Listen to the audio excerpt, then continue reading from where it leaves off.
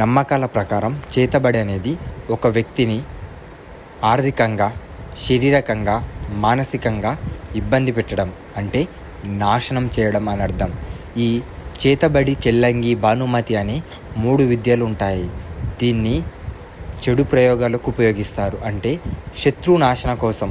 మనమంటే ఎవరైతే మనల్ని నాశనం చేయాలనుకుంటారో, మన కుటుంబాన్ని నాశనం చేయాలనుకుంటారో, మనం ఎదుగుతుంటే చూడలేకపోతారో అలాంటి వారు చెడు ప్రయోగాలు చేస్తారు. అలాగే కొందరు ఇబ్బంది పెట్టేవారిని కూడా చెడు ప్రయోగాలు, చేతబడి, చెల్లంగి ద్వారా ఇబ్బంది పెడతారు.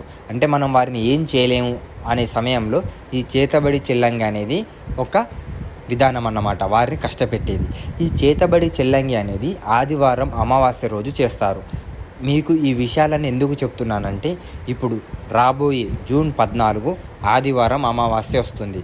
మీరు ఎటువంటి సమస్యలతోనైనా ఇబ్బంది పడుతున్నట్లయితే గురుస్వామిని సంప్రదించండి. మీ ప్రతి సమస్యకు పరిష్కారం ఇస్తారు.